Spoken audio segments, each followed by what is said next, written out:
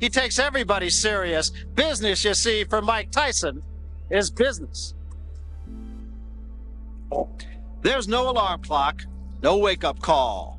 After 8 years, it's Mike Tyson's body that signals the beginning of a new day. No one wants to get up at 4 and run when it's pitch dark.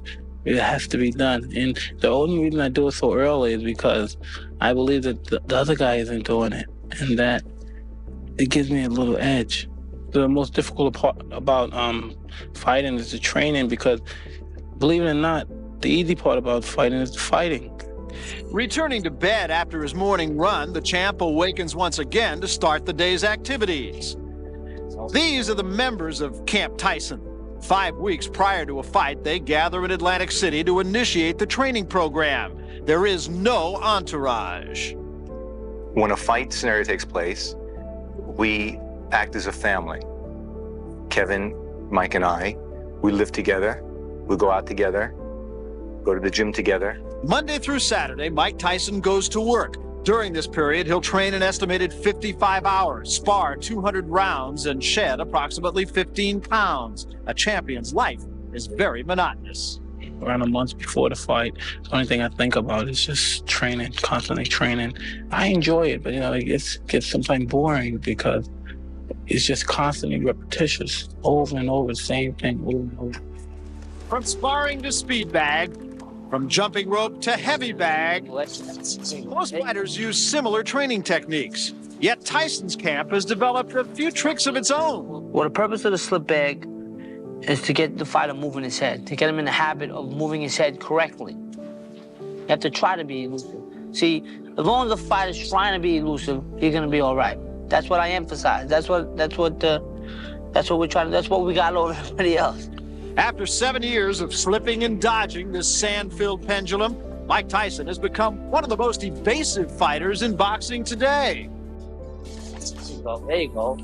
That's what I'm talking. That's a combination we haven't seen. When I'm on the heavy bag with Michael, I'm working on his form. I tell him you're not moving enough, because you got to move at least 3 times. Certain punches. You throw a straight punch, you move 3 times. You throw a hook, you move twice. Most impressive is the power and quickness he's developed. This 4-punch combination seems basic. For a heavyweight, 4 punches in under a second is incredible. Watch closely. There you go. There you go. Besides videotaping the punches that are thrown, Mike is instructed what to throw. Each type of punch has been assigned a number. The right hand, left hook, right hand. Now give me 1, 5, 1. We use a number system where I call out the different numbers for the different punches. 9, 10, 11. Body, head. When Kevin tells me the numbers of 4, 5, 6, I know exactly what they are. I don't even have to think. I want you to 5-1 now. 7 coming in. What's gonna go 5-1? 5-5-1. Such a system provides a quick and private means of communication. And it's not just training. The press must also be attended to. To break up his formatted training schedule, Tyson often passes time by shopping. Still, this doesn't ease the worry or the constant anticipation of fight night. 80% of the training is all emotional. I try not to think about the fights, but usually I always think about the fight in my mind. While I'm in training, I would dream about the fight. And I always dreamed that I lose, and it was very scary. I thought, oh my God, what am I gonna do now? And it's funny, when you dream you lose, you wake up thinking that you lost. And it's scary. On a good night, the group may rent a video. But on this night, they choose to screen and analyze the day's workout. You gotta start doing the sparring. And in just 9 hours, it'll be time to start all over again. My favorite part about training is then when the training's over and then it's time to fight, and I know I'm in supreme shape and then no one's gonna beat me. And then after the fight's over and I'm victorious, and I say, wow, I'm gonna do this next time. I'm gonna even train harder.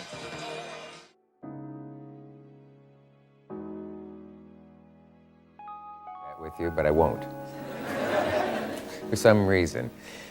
Can you explain to me why we always think, a layman watching a fight would say, that guy's a lot taller than the other guy. That's not fair. Fighters should be the same size and so forth. Can you show me why not being as tall as the other guy can be an advantage? Well, like I said before, it's all psychological. If you believe that a guy, everyone always say this guy has an advantage, a 7-inch reach advantage, 4-inch height advantage. No one ever says he has a 4-inch height disadvantage. Well, let's stand for a second. We'll see. I think a verbal explanation would be just as good as the other kind. But yeah, okay. So just. Okay. So you're what? 5'7", right?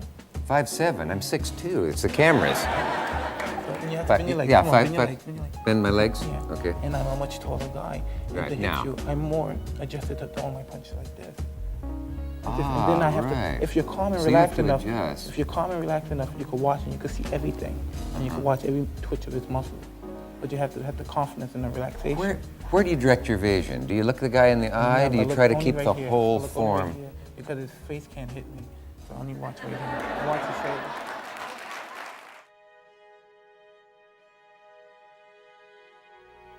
How has cuss affected your boxing skills? Wow, how can I explain this? Because mostly it's not my skills, it's just him speaking to me on different occasions about what it's going to take to be a champion, not physically, training and all that.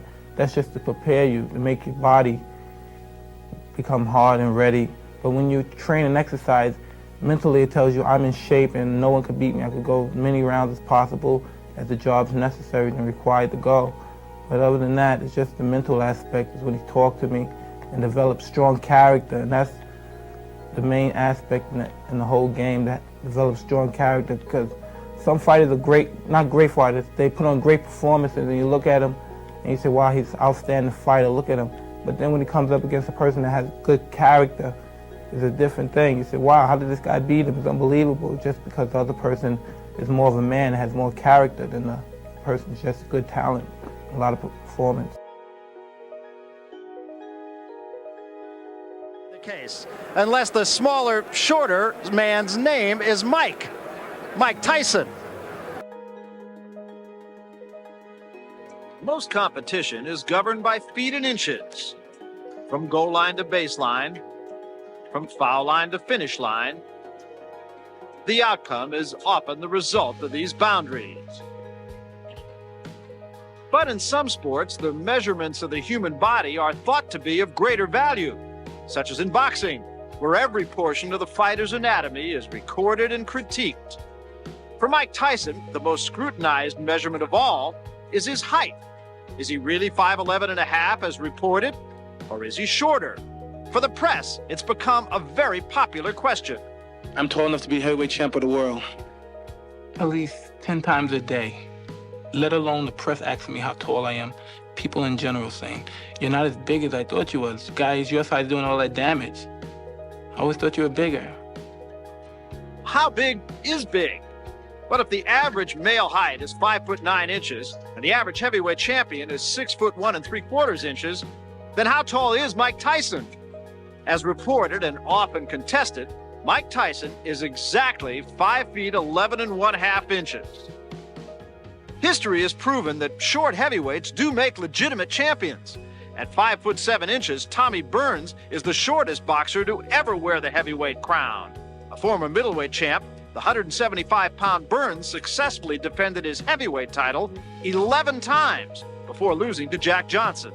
Standing 5'10 1/4, Rocky Marciano is heavyweight boxing's most remembered short champion. But short only in stature, for in the ring, heart and determination overshadowed height, or lack of it. Like Tyson, Joe Frazier also measured 5'11 1/2.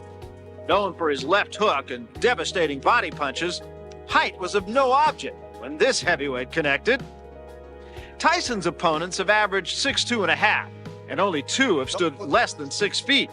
In boxing, it is often said that the taller fighter has a height advantage, but in the Tyson camp, these fighters have a marked disadvantage. I think, it's to my advantage because most fighters are used to fighting opponents 6'3", 6'2", the average heavyweight. And I feel that I use it to my advantage because I move my head, I'm very quick, and I'm low to the ground, and it's very difficult to hit me.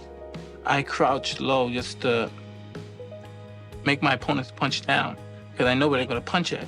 because I'm down there and I'm looking at them because I'm so low, and I come up, I feel it's my advantage because they can't see most of my punches coming. I get a lot of leverage from my punches, and it doesn't matter if I punch up or straight or down or around. I have good leverage. His lower body strength provides the leverage necessary to throw powerful punches in an upward movement against taller fighters, as depicted here against the 6'5" Jose Ribalta. Is it then feasible that the taller opponent is at a disadvantage, since there's probably less leverage gained when punching downward at the shorter Tyson? Perhaps another misconstrued measurement is the reach philosophy. The longer the reach, the greater the advantage.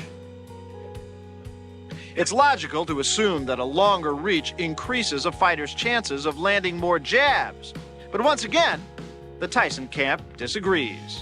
Jabbing doesn't have anything to do with the length of your arms or anything. Jabbing is all to do with timing. If you throw your jab at the right time, you could be 5'6", and I'll jab a guy 6'4".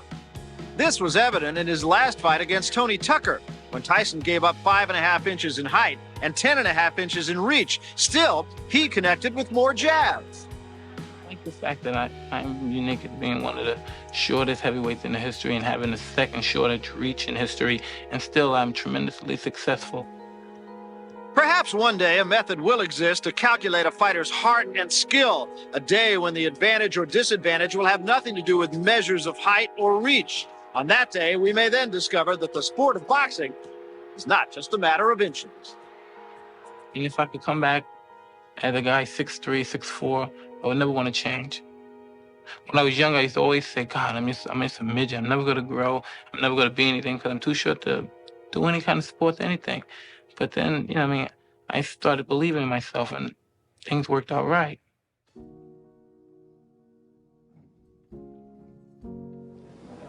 With me, the guy comes to me with a spark.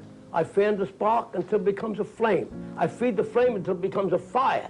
Then I feed the fire until it becomes a roaring blaze. That's what I have to do. That's it. Move quickly after the last punch as you did. And then, suddenly, Customato was handling fire again. Michael Tyson, a wild, angry teenager from a nearby reform school. Keep the head down when you come up with the eights. Keep your head down. Yeah, I mean, it's not coming up, but it's starting to come up. You can make it perfect. It's good, but it's not perfect.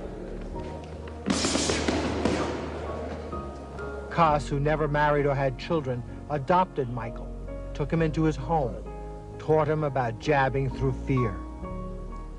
Like Cuss would always say, it's a difference between the coward and the hero. They both feel the same. They're both scared and nervous. It's just one lets his feelings get the better and devour him like the coward, and then he runs and hides. When the hero feels the same way, but he fights the feelings off, and he goes on to accomplish being a hero. Me, myself, I used to always think for some reason that I was a coward. I was afraid because of the way I felt.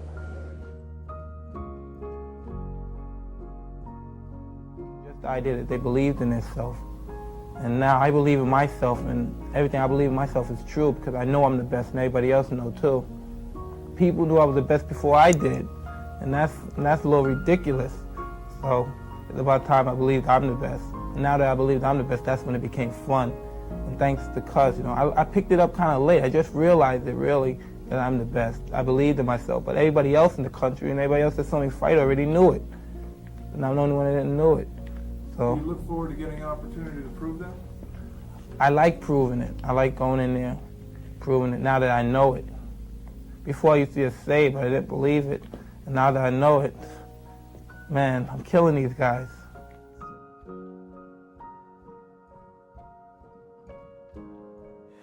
Bone Crusher Smith, a big guy. There are other big guys, they throw punches from way out in the bleachers, they land on people, and nothing seems to happen. What does it take for a real knockout puncher to get the job done? Well, there's certain kind of knockout punches.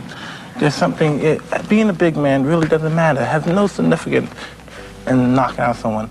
The main point is the quickness and what you throw the punches and the leverage is what you have in the shoulder snap. And the object of really knocking out an individual is throwing a punch where he can't see. And when there's combination punches, and when you throw punches and and to keep his mind preoccupied with the body punches, and the other two punches that come to the head are the knockout punches. Mike Tyson takes 2 steps forward. Let's go with a couple of lefts. Now a right, a left. He's got him down. Mike Tyson sends Mike Jamison to the mat. He throws flurries and punches like a welterweight. It's very seldom you see a heavyweight throw a combination of 5 and 6 punches, but Mike Tyson does it. Here he is again. Jamison is doing at this point what I think he should have been doing from the first bout. He just took a right hand. He is gone right now. He has no legs at all. And 10 seconds to go in a round. There's a left hand. He's down again. It's over. It's all over. Punches.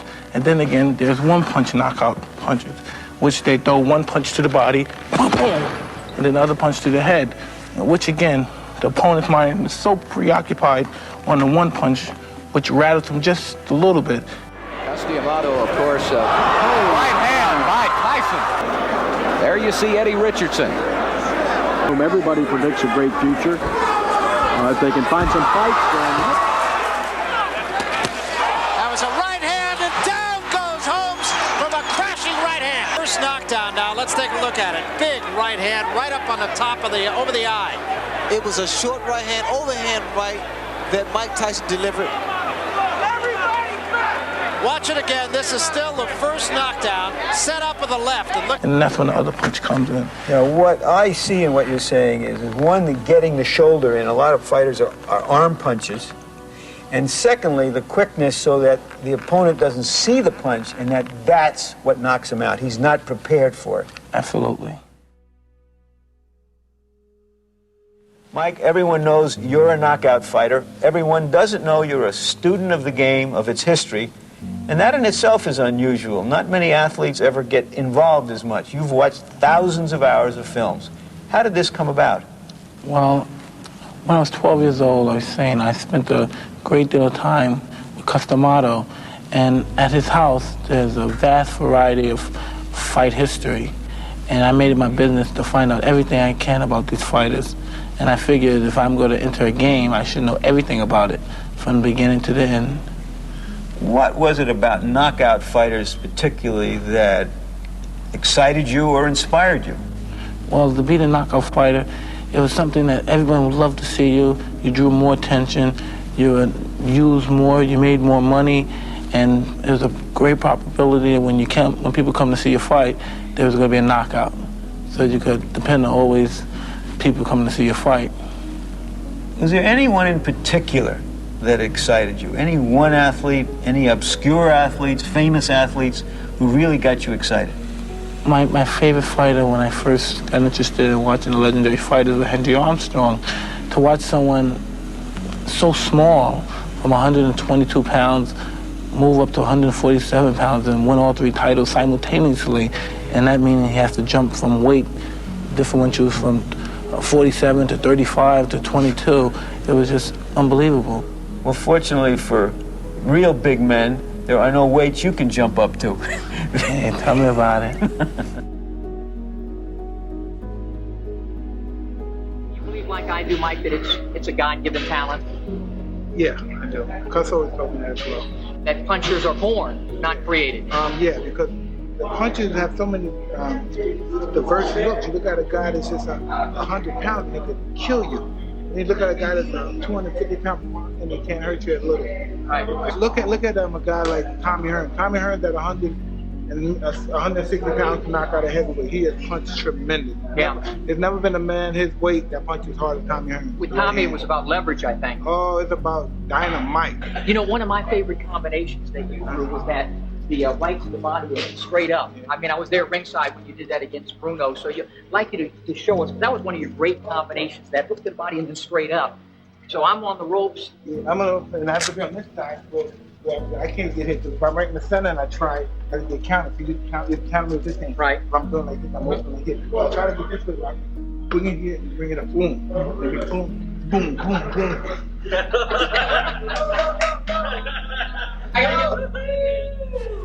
So counter right hand by Mike Tyson is invited. And there was an uppercut. What a shot. There's the punch. Terrific uppercut. The reason, or one of the reasons that Tyson has such punching power is that he always stays in punching range of his opponent. He's on top of him, so that those kinds of punches will frequently hit an opponent without the opponent seeing the punch, and those are the punches that do the most damage. There it is. Never saw it coming. To land the one haymaker. Punching it out, punching it out. Oh, it's just a matter of This is vicious punishment. That's not shot. That's not that Bolo shot. And Beautiful Richard shot. Steele has seen enough. All right, here now the sequence which ended the bout as Richard Steele ultimately decided he had seen enough. And at this moment, Terry Lawless, the manager of Frank Bruno, was running along the ring apron with a towel in hand, asking Steele to stop it. It's a double punch with the same hand, to the body, to the chin. Here it is, to the midsection, right up the middle. Beautiful shot. He's hurt a lot of guys. In fact, he knocked out Rebalta the same way.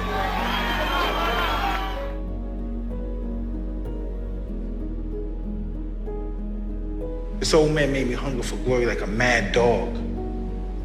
So, one of the first things Cuss ever told me was this invention called Willie, right? It's named after light heavyweight champion Willie Pastrana, right? Let me explain this. Cuss will call out a number. Cuss will call out these numbers, right? Cuss will call these numbers out, and I'm gonna do it slow because I'm an old motherfucker now, right?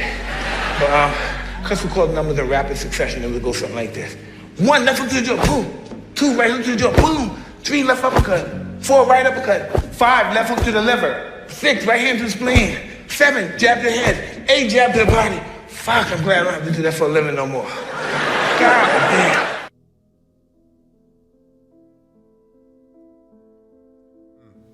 I believe it doesn't matter if anybody says his determination and will is what counts.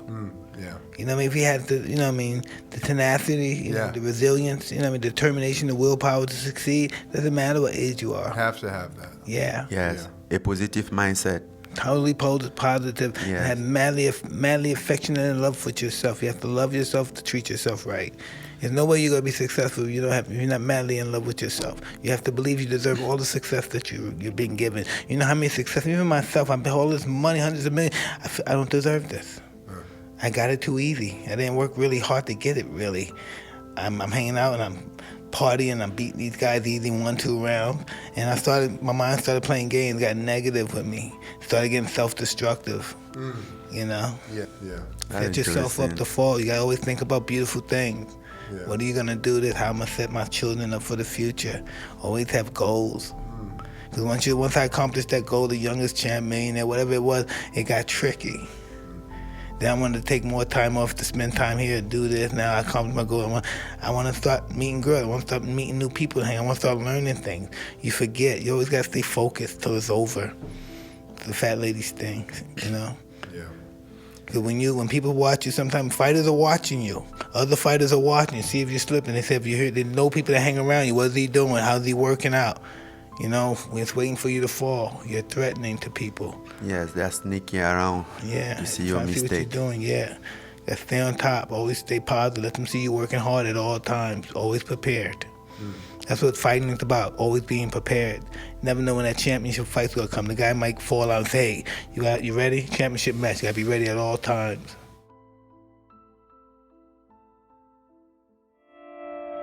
That's why I was contemplating that Francis would have to put a lot of pressure on him, punching body punches. Beautiful. Do it all. Put the power in there, the leverage. Dig your feet in the floor. Dig your toe in the floor. Move around here. Oh, move around. Yeah, good footwork. Oh, try it again. After that left hook, rip that right hand right through that bag. Go ahead. Oh, yeah. Do that again. Now hop around, brother. Hop. Jump in the air. Jump. Jump. Don't move your feet. I need you to do that. Jab. Hey. Yeah. That's what you need. Move. You're standing too stationary. Move. Hop around the bag. Hop. Keep that left hand back when you do that. Right hand up. Come on, dig through it, man. Do some hard work. This is what you have to do to be the champ of the world. Move those hands. Yeah. Come on, let's do it, baby. Boom. Oh, come on, that's good. Try it again. Let's go right now. Gotta do another one, brother. Hop around. Oh, hop around. Beautiful leverage. Try not to pull it back too far, right? Try to do heat. Okay? Come on. Come on. You keep your right hand up good. Bring your left hand back when you finish punching. Hop around. Be a rabbit. Hop around. Hop around. Do the punch. Yeah, just like that. Come on. Come on. Move. Boom, boom. Again. Oh, perfect. That's what I want. That's what I want. You get from move. All right, do that again. Go down. I want you to do this. When you go down like this, see me? Let me like that. Oof. Oof. Oof. You bend with my leg. Oof. Oof. Oof.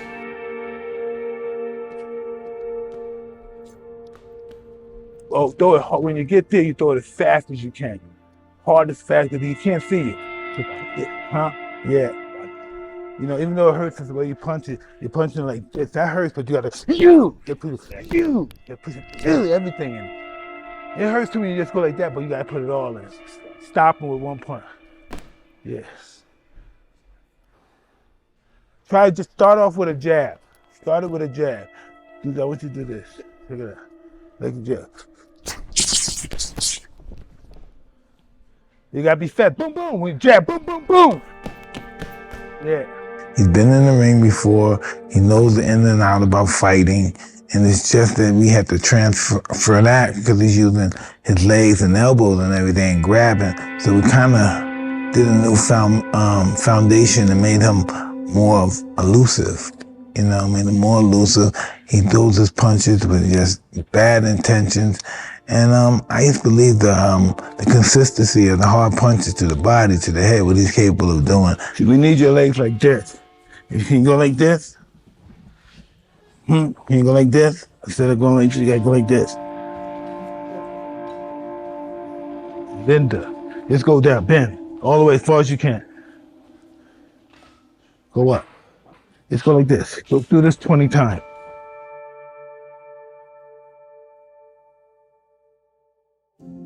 Last time we were here, you were showing me some stuff on the bag, right? So you were showing me how it's not just about getting out of the way of the punch, but also as you get out of the way, using that momentum of the person to run them into something like absolutely. That. Yeah? It's all about defense. Defense allow a good offense. Yeah? Yeah. The objective of my fighting was to keep moving, to get the guy to throw punches. Because I'm moving like this, and he's throwing straight punches. Then we throw the hooks, I'm coming under, boom. Then I go to the side, I twist here. Were you ever like not moving? It was just always constant moving? No, you have to constantly move. Because you're putting pressure on the guy. If you just walk in, he's gonna hit you. Yeah, not just with a rhythm, right? You would want to break up that rhythm? The rhythm has to be broken up. Yeah. Because you move your head, then you weave it, then you go to the side. You'll be predictable if you don't break it, right? Absolutely. The guy who crouches in, and the right hand does the most damage. There was a big right hand, best punch of the fight. That was the left hook.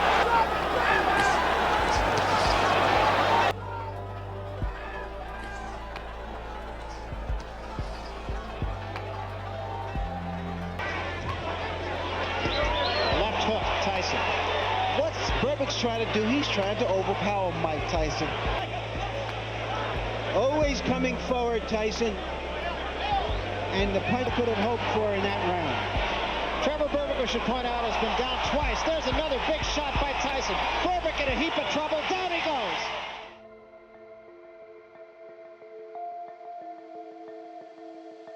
Channel for me, cuss. Tell me, I mean, you write in the book that among my very favorite passages are those passages where you channel cuss. You tell us what he said to you and the incredible impact he had on you. In some way, he's not only a mentor, but he's also nearly a medium. I never, in my whole, listen, this is really interesting. Number 3. What is he saying to you? He's telling me, what this guy always tells me, he says, I'm allowing my mind to get the better of me. Your mind, you don't have your mind on your work. You're not being disciplined. He really knew that. He always believed that his mind could heal anything. He believed if he had cancer, his mind could heal cancer. He was a strong believer that your body only purpose was to carry your brain. And, he was just amazing, man. Tell me more. Tell me more, because he had such a huge impact on you. He told you things early on that nobody had told you before, and he believed in you in a way that nobody had paid attention to you before. You went up to his gym, he heard you walking up, he saw in you something quite immediately. Wow, I can't say that because I might get emotional, and I don't want to. He taught you some techniques, which I'd like you to demonstrate slightly. No, I don't know. The peekaboo. I mean, I was trying to understand what that all meant. Well, the peekaboo is a really.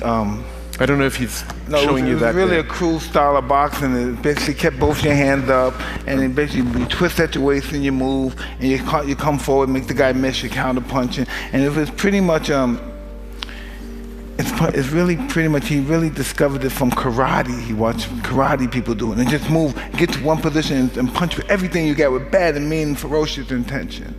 And most of his fighting was mostly psychologically. He believed the physical actuality of boxing was only 10% when the mind was 90%. He always believed in improving yourself and strengthening your mind. And you really couldn't do that just by talk. You had to do it by action and practice. But one of the things he did with you was talk to you. Every day, hours you would take these walks. I mean, you describe them. Every day you would walk and walk and walk and talk, and he would just repeat and repeat. He would really tell me what I should be doing. I should be always think about improving myself. And have me say day by day, and everywhere would get better, better and better. And he really I never had, this is really interesting, when I met Cuz, even though I was a street kid and I would come with like a tough kid, I never had an ego. I was never really jealous of anybody. I never really thought much of myself, but when I met Cuz and I started talking to Cuz, he made me believe that I was a god. He made me believe that, for instance, Cuz would say this, now to Cuz would say, now you hear this? Cuz had a really, he had this really, megalomaniac ego. He said, you let me tell you something. You, all the prophets, all the gods you ever know about, if they had a son, their son couldn't beat my fighter.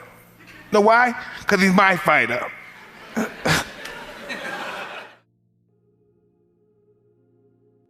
don't care how good you are in anything. You don't have discipline, you ain't nobody. Right. You're nothing without discipline. Because you give up under the slightest struggle without discipline. 100%. I mean, discipline is doing what you hate to do, but do it like you love it. Doing what you hate to do, but do it like you love it. That is a great quote. Mm-hmm. And if you can do that, you could be successful in anything. So, as a boxing historian, learning all these things made your boxing abilities better? Did you learn from watching? My best, I don't care how great the teacher, I had a masterful teacher, but if you want to be the best, you watch the best. You look at the best. You know, you watch them and you have their lifestyle. Don't be like this, have their lifestyle. And that's what it's all about. Have the lifestyle of the greatest. Yeah. And it'll take you anywhere you want to go. Sometimes it takes you places that you're unable to comprehend or handle. You know, your skills take you somewhere that your brain can't even handle. Yeah. And that's how we get in trouble.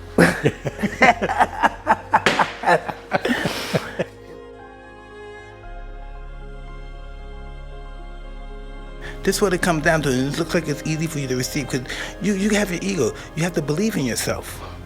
You have Definitely. you have to believe that you're here for a purpose, to enrich the world. No, you have to believe this deep down something. This is why I'm born. This is why you're across from me. This is why you're across from me. Why do you think you're here? You think you're here by osmosis? This is just, you're lucky and this is the break that you had in your life and you and me are across from me? Because that's what you want. That's what you wanted, right? Oh yeah. And that's what happened. And it's the same thing with the championship. Definitely. It's the same thing. It's like this when the champion, it comes to you. Your destiny is in your mouth, in your mind.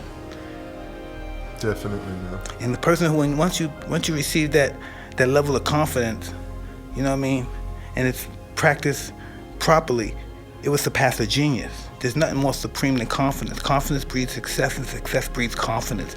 Applied properly, you're inconquerable. You have to believe this, and you have to know this. One thing I'm gonna tell you, and this is spiritual, right? Yeah. See all your stuff, all your fights. See all your fights and stuff. All your knockouts is spectacular. Know what that means? All this good stuff happening to you. Know what that means? That you're favored by God. You know that, right? Yeah. You know that, right? But this is something, that you may not know too. When you're favored by God, you're also favored by the devil. He's coming for you too. So you just gotta be strong and stay on the right side. Whose side you gonna go on? He's gonna give you power too. He's gonna get in your head too, but whose side you gonna stay with? You stay with who brought you here. You go home with the guy that brought you to the dance. Oh, they talk to you like they're your best friend. You have to be disciplined. Discipline is doing what you hate to do, but do it like you love it. Say, maybe I'm gonna go home tonight. Just remember, God loves you, so does He. He's after you too. It's a war.